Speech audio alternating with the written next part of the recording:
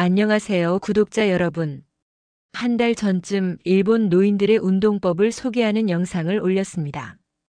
바닥에 앉았다 일어서는 동작, 국민체조, 수건을 이용한 코어 강화 등에 관한 내용이었죠. 그런데 댓글창이 예상과는 조금 다른 방향으로 뜨거워졌습니다. 선생님, 근데 바닥에 앉는 게 무릎에 엄청 안 좋다고 들었는데요. 정형외과 의사들은 쪼그려 앉지 말라고 하던데 무릎에 3배 압력 가해진다는데 이 운동 정말 괜찮을까요? 저도 처음 미국 정형외과 학회 자료를 접했을 때 같은 의문이 들었는데 그 부분에 대한 설명이 부족했던 것 같아 오늘은 댓글에 대한 답을 드리고자 합니다. 오늘 이 영상을 끝까지 보시면 여러분은 정확히 이런 것들을 알게 됩니다. 첫째, 서양 정형외과 의사들이 왜 바닥에 앉지 말라고 경고하는지 그 과학적 근거를 확인하실 겁니다. 교토대학교 연구팀이 측정한 무릎 압력 데이터 10년간 8,000명을 추적한 인공관절 수술 위험 통계까지 모두 공개합니다. 둘째, 일본 노인들은 왜 90세까지 바닥에 앉고 일어서는데도 무릎이 멀쩡한지 도쿄 노인학 연구소가 12년간 5,000명을 관찰한 결과를 통해 그 비밀을 밝힙니다. 셋째, 가장 중요한 것, 같은 동작인데 왜 어떤 사람은 무릎이 망가지고 어떤 사람은 90세까지 건강한지 그 결정적 차이가 무엇인지 정확히 알려드립니다. 힌트를 드리자면 그건 바로 속도입니다. 넷째, 여러분의 현재 무릎 상태를 스스로 진단하는 방법과 단계별로 3개월에서 6개월에 걸쳐 안전하게 시작하는 프로그램을 상세히 안내해 드립니다. 다섯째, 특별히 운동 시간을 내지 않아도 하루 일상 속에서 자연스럽게 30회에서 40회를 완성하는 실전 팁까지 알려드립니다.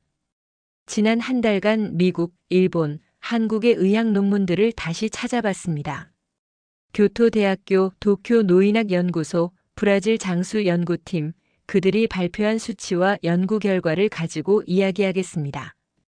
결론부터 말씀드리면 서양 의사들도 맞고 일본 의사들도 맞습니다. 하지만 둘 다 중요한 부분을 놓쳤어요. 그 놓친 부분이 무엇인지 그리고 우리가 어떻게 안전하게 무릎을 지킬 수 있는지 오늘 차근차근 풀어보겠습니다. 먼저 경상남도 거제에 계시는 저희 장모님 이야기로 시작하겠습니다. 올해로 85 되셨습니다. 매일 새벽 5시면 일어나 텃밭에서 쪼그려 앉아 상추를 뜯고 물을 다듬고 고추를 따십니다. 30분 뒤 집으로 돌아오십니다. 무릎 통증? 없다고 하십니다.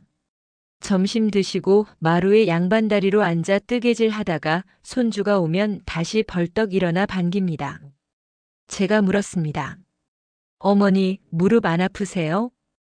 아프긴 뭐가 아파, 평생 이렇게 살았는데. 이건 일본 이야기가 아닙니다. 우리나라 시골에 사시는 어르신들의 평범한 일상입니다. 그런데 참 이상한 일이죠. 도시에 사는 60대 딸, 제 아내는 의자에서 일어날 때마다 무릎이 시큰거린답니다. 병원 갔더니 초기 퇴행성 관절염이래요. 심하면 인공관절 고려해야 한다고 하더군요. 장모님보다 20년이나 젊은데 무릎은 더 늙어 있습니다. 무엇이 다를까요? 어머니는 평생 바닥에 앉고 일어섰습니다. 딸은 평생 의자에 앉았습니다. 어머니는 밭에서 쪼그려 앉았습니다. 딸은 헬스클럽에서 러닝머신 뛰었습니다. 그런데 지난 영상 댓글 중에 이런 의견도 많았습니다. 왜 맨날 일본만 이야기하세요? 우리나라도 똑같이 살았어요. 라디오 체조도 우리 국민 체조가 먼저예요. 맞습니다. 정확한 지적입니다. 한국의 농경 문화, 좌식 생활 방식은 일본과 같은 뿌리에서 나왔습니다. 우리 할머니, 할아버지 세대도 하루 수십 번 바닥에서 일어나고 앉으셨고 논밭에서 쪼그려 앉아 일하셨으면 그분들은 지금도 80, 90세에 정정하십니다. 이건 일본만의 비밀이 아니라 동아시아 전통 생활 방식의 지혜였습니다. 그렇다면 왜 미국의 연구지에는 일본 노인들을 인용할까요? 솔직히 말씀드리면 현실적인 이유 때문입니다.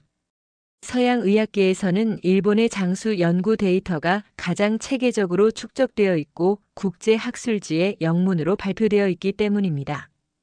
미국 하버드 의대도 스탠퍼드 대학도 일본 데이터를 참조합니다. 한국도 훌륭한 전통이 있지만 이를 100년 단위 추적 연구로 증명하고 전 세계에 알린 것은 일본이 먼저였습니다. 그래서 미국에서 난리난 일본 운동법으로 올린 영상은 일본이 더 낫다는 이야기가 아닙니다. 오히려 우리가 이미 알고 있던 지혜를 과학이 뒤늦게 증명하고 있다는 이야기입니다. 우리 어머니가, 우리 할머니가 하셨던 그 동작들. 그것이 옳았습니다. 다만 우리는 너무 빨리 그것을 구식으로 치부하고 서양식 의자와 침대, 격렬한 운동 문화를 받아들였습니다. 일본은 전통을 버리지 않고 연구했고 우리는 서양을 더 빨리 받아들였을 뿐입니다. 이제 우리가 할 일은 일본을 부러워하는 게 아니라 우리 안에 있던 지혜를 다시 꺼내는 것입니다. 혹시 지난번 영상을 못 보신 분들은 일본 장수 노인들이 매일 하는 6가지 동작 영상을 먼저 보시면 오늘 내용이 더 잘 이해되실 거예요. 설명란에 링크 걸어두겠습니다. 자, 이제 본격적으로 들어가 보겠습니다. 서양 정형외과 학회는 왜 바닥에 앉지 말라고 할까요? 근거 없는 이야기일까요? 아닙니다. 명확한 과학적 근거가 있습니다. 첫 번째 데이터를 보겠습니다. 무릎 압력 증가에 관한 연구입니다.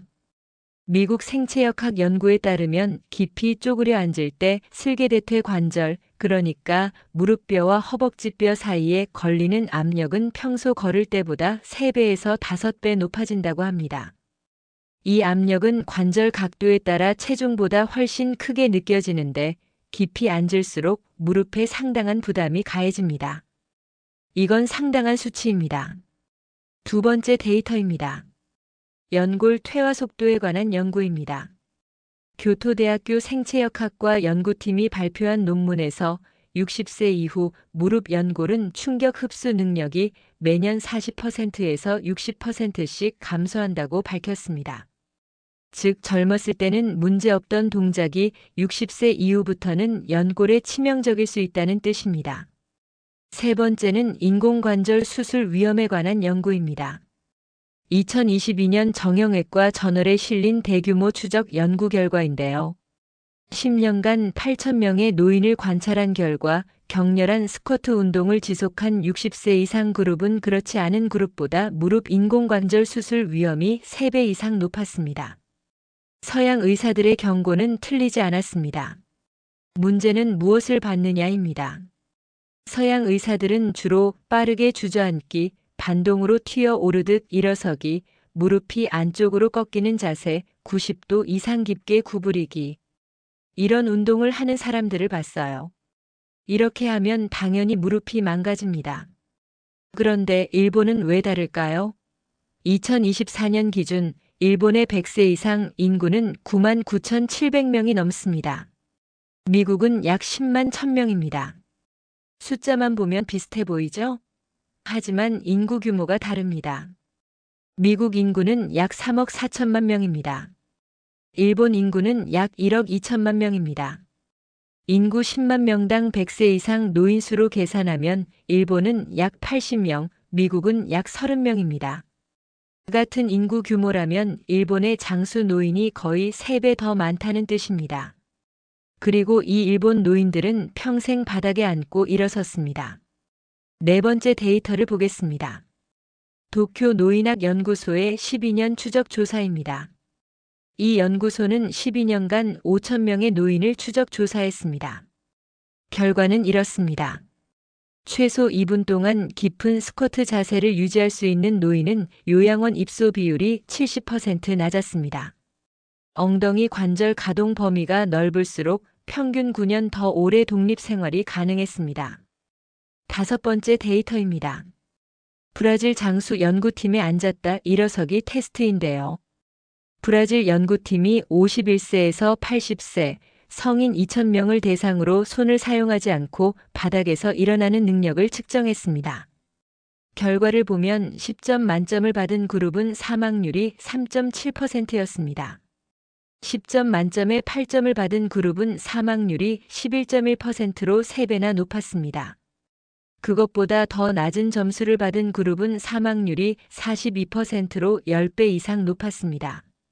손 없이 바닥에서 일어나는 능력이 혈압이나 콜레스테롤 수치보다 사망률 예측에 더 정확했습니다. 2025년 추가 연구에서는 이 능력 차이에 따라 심혈관 사망 위험도 6배 차이를 보였습니다. 그렇다면 왜 일본 노인들은 무릎이 멀쩡할까요? 해답은 앉고 일어서는 방법에 있습니다. 지금부터가 핵심입니다. 먼저 무릎이 망가지는 이유를 설명하겠습니다. 먼저 서양의학계의 입장입니다. 첫째, 빠르게 털썩 주저앉는 행동이다. 중력에 몸을 맡기고 떨어지듯이 앉아버리면 체중이 한순간에 무릎으로 쏟아집니다. 1초도 안 걸리죠. 둘째, 그 반동으로 일어서는 겁니다. 무릎 관절의 탄성을 이용해서 폭발적으로 일어서는 행동으로 0.5초 만에 벌떡 일어서는 거죠. 셋째, 무릎 자세가 불안정합니다. 무릎이 안쪽으로 휘어지고 발목이 뒤틀리면서 체중이 무릎 안쪽 한 군데로만 쏠립니다. 이렇게 하면 연골에 마찰이 생겨서 갈려서 닳아 없어집니다. 그렇다면 무릎을 보호하며 강화하는 방식을 먼저 알려드리겠습니다. 첫째, 근육을 사용하며 천천히 앉기입니다. 허벅지와 엉덩이 근육이 체중을 받쳐줄 수 있도록 천천히 앉습니다. 3초에서 4초 이상 시간을 충분히 두고 천천히 몸을 아래로 내립니다. 중력이 아닌 근육이 주도하도록 합니다. 둘째, 발 뒤꿈치로 밀어 올리기입니다. 무릎 관절이 아닌 발바닥을 중심으로 힘을 전달합니다. 2초에서 3초의 시간을 두고 천천히 일어납니다. 무릎은 힘을 전달하는 통로일 뿐입니다. 셋째, 바른 자세를 유지하는 겁니다. 무릎이 발끝과 같은 방향을 향하고 체중이 발바닥 전체로 골고루 퍼지도록 합니다.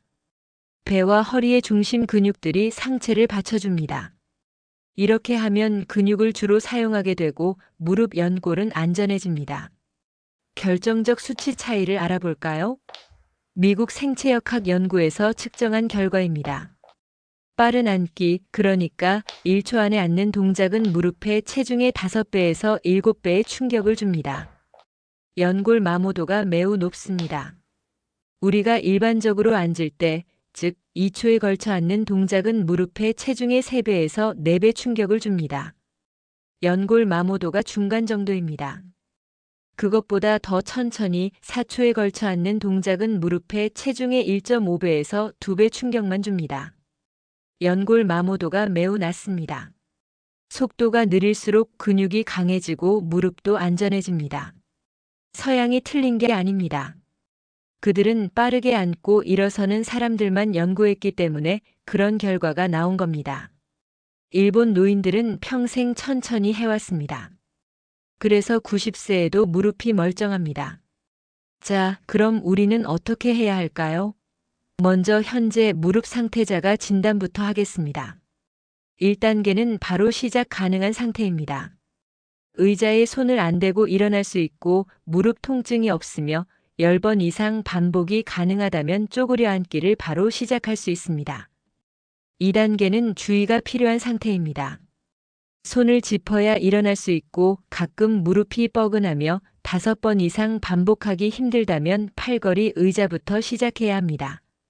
3단계는 전문가 상담이 필요한 상태입니다. 심한 통증이 있고 붓기나 열감이 느껴지며 계단 오르내리기가 어렵다면 정형외과 상담 후에 시작하셔야 합니다. 다음은 3개월에서 6개월에 걸친 프로그램을 알려드리겠습니다. 1단계는 한 달에서 2달 동안 높은 의자를 사용하는 단계입니다. 팔걸이가 있는 의자를 사용하세요. 손을 사용해도 됩니다. 하루에 5번씩 2세트를 하시면 됩니다. 속도는 앉을 때 3초, 일어설 때 2초로 맞춰주세요. 호흡은 앉을 때 들이마시고 일어날 때 내쉬세요. 2단계 역시 한 달에서 2달에 걸쳐 일반 의자를 사용하는 단계입니다. 이때 다른 점은 팔걸이가 없는 의자를 사용하는 겁니다. 손 사용은 최소화하시고 균형 잡을 때만 사용하세요. 하루에 10회씩 2세트를 하시면 됩니다.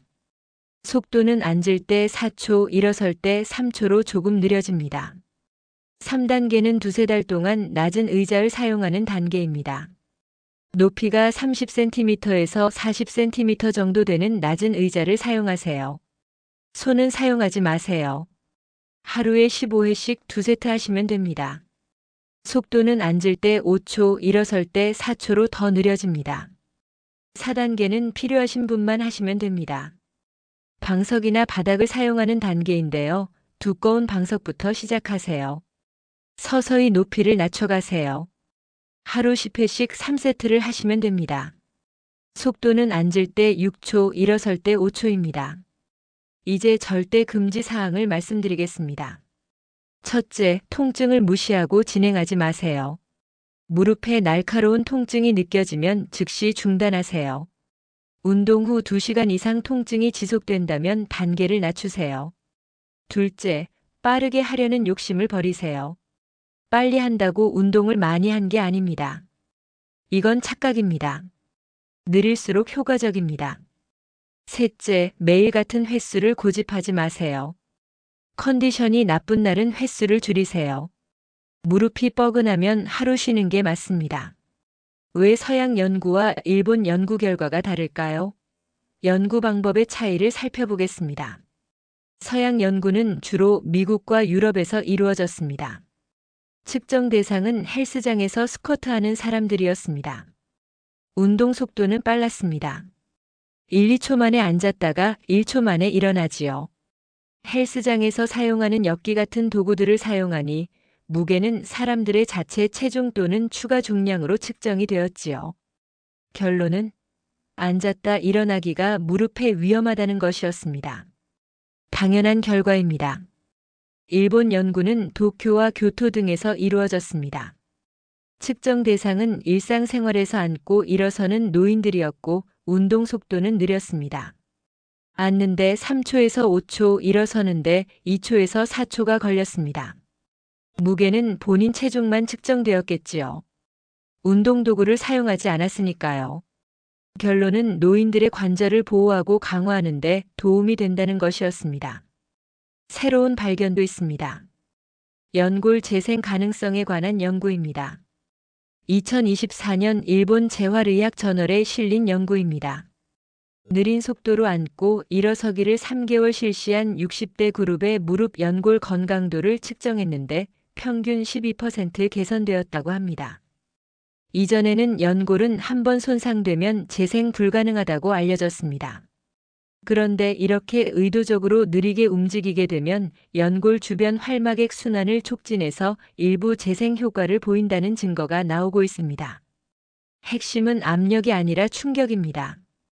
서양 연구는 이렇게 말합니다. 무릎에 3배 압력이 가해지니까 위험하다. 일본 연구는 이렇게 말합니다. 압력이 아니라 충격 속도가 문제다. 실제로 천천히 시간을 두고 근육을 사용해서 가해지는 압력은 연골의 영양 공급을 촉진합니다. 마치 스펀지를 천천히 눌렀다 놓으면 물이 스며드는 것처럼 연골도 압력과 이완 사이클을 통해 활막액을 흡수합니다. 문제는 빠르고 강한 충격입니다. 이것은 연골을 찢어지게 만듭니다. 지난 영상에서 다루지 못한 몇 가지 추가 정보입니다. 첫 번째, 올바른 앉았다 일어나기 운동은 무릎뿐 아니라 뇌 건강에도 효과가 있습니다. 오사카 의과대학 신경과 연구팀이 발표한 바에 따르면 바닥 앉았다 일어서기를 매일 하는 노인 그룹은 하지 않는 그룹보다 전두엽 활성도가 15% 높았고 인지 능력 저하 속도가 40% 느렸습니다. 이유가 있습니다. 복잡한 운동 계획을 세우면 판단하고 결정하는 전두엽이 자극받습니다. 균형을 잡으면 몸의 움직임을 조절하는 소뇌가 활성화됩니다. 공간을 인식하면 위치와 거리를 파악하는 두정엽이 강화됩니다. 두 번째, 낙상 예방 효과가 있습니다. 후쿠오카 대학교가 15년간 추적 조사한 결과에 따르면 매일 쪼그려 앉았다 일어서기를 실천한 노인은 실천하지 않은 노인보다 엉덩이뼈 골절이 68% 감소했고 병원 치료가 필요한 낙상은 75% 감소했습니다. 앉았다 일어서기 동작이 일상의 모든 넘어질 뻔한 순간에 대비하는 최고의 훈련이기 때문입니다. 세 번째, 당뇨 관리에도 도움이 됩니다. 도쿄 대학교 내분비내과가 연구했습니다.